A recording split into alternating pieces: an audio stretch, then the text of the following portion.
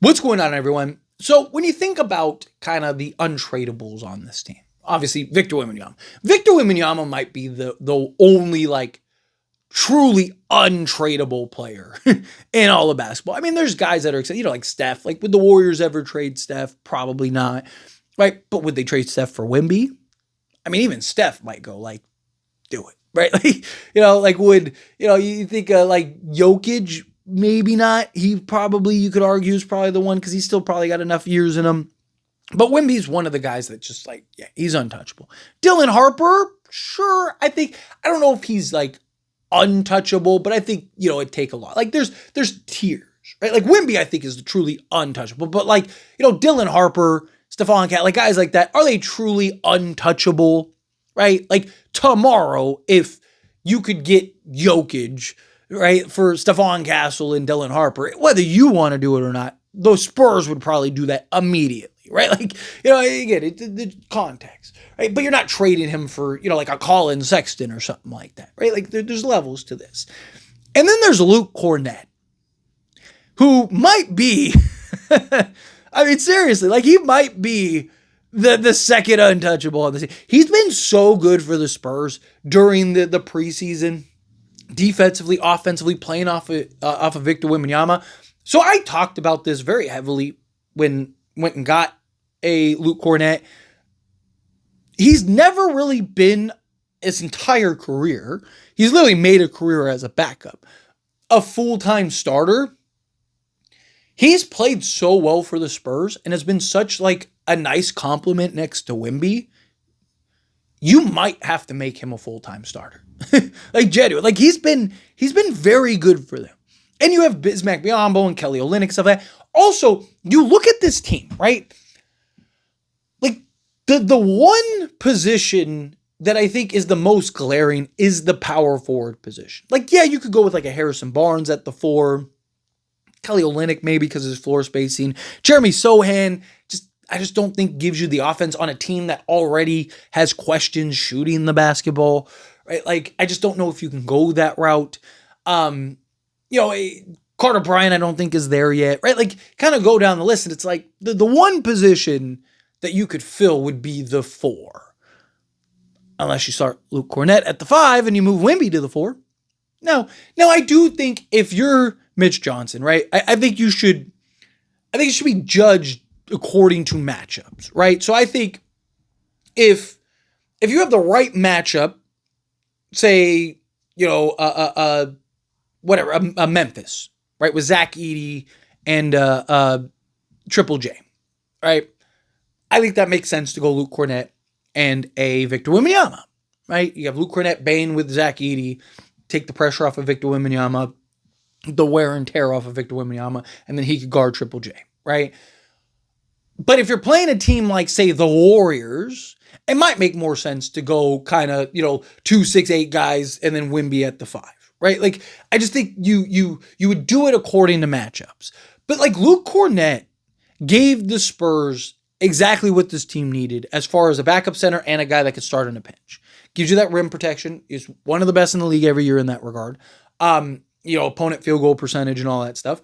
Gives you a guy that can help give you second chance opportunities. And we saw that, right? Like, we saw Wemby taking threes and Kornet getting offensive rebounds and just going right back up. We saw the abilities that Luke Kornet gives you on the interior that you don't get when he's not out there, right? And especially with Wemby wanting to be very perimeter oriented, right? He wants to be more KD than he does Hakeem.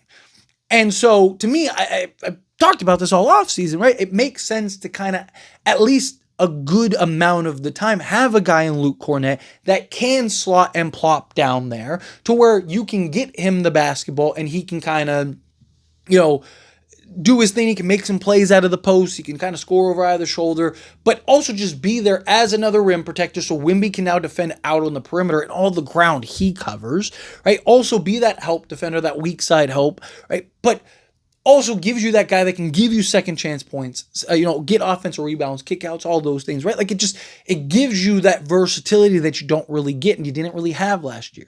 Like Zach Collins just wasn't that for the Spurs. I mean, he was actually good for Chicago, it was just like, man, if he was that for the Spurs, he probably never gets traded, right? But Spurs went from a team that like desperately needed center help to a team that probably has too much at this point, right? But it's better to have it and not need it than need it and not have it.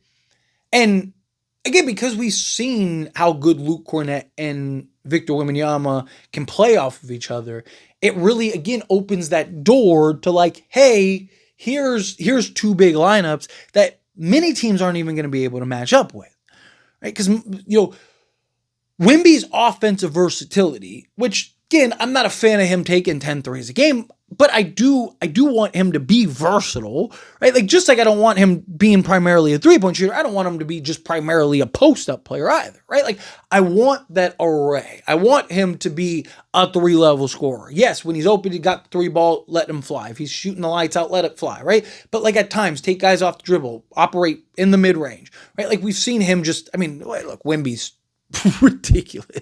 Right? That guy, he's a 6-footer trapped in a 7'6" now body or whatever, however big he's gotten now, right? Like, it's just, it's so fascinating watching him play. Like, dude's out there just cooking and like crossing folks over, do a little step, side steps and Euro steps and all. Like, it's crazy to just watch him play. But, I want him to have that array.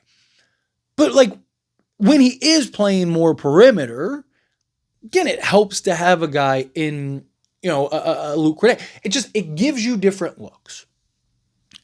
There's times where you're going to want the 5-out offense, right? Where you want Wemby, and especially with De'Aaron Fox, his ability to just apply rim pressure, kind of operate in that mid-range. He likes that like 15-in range, kind of his office, right? So you want to at times, you don't want a Luke Kornet kind of hog in the paint, right? Like, he step out a little bit, stuff like that, but you get the point, right? Like, you sometimes you're going to want the clear out and just let Fox on an island, just take guys off the dribble, get to the basket, apply rim pressure, kick out shooters, all that stuff.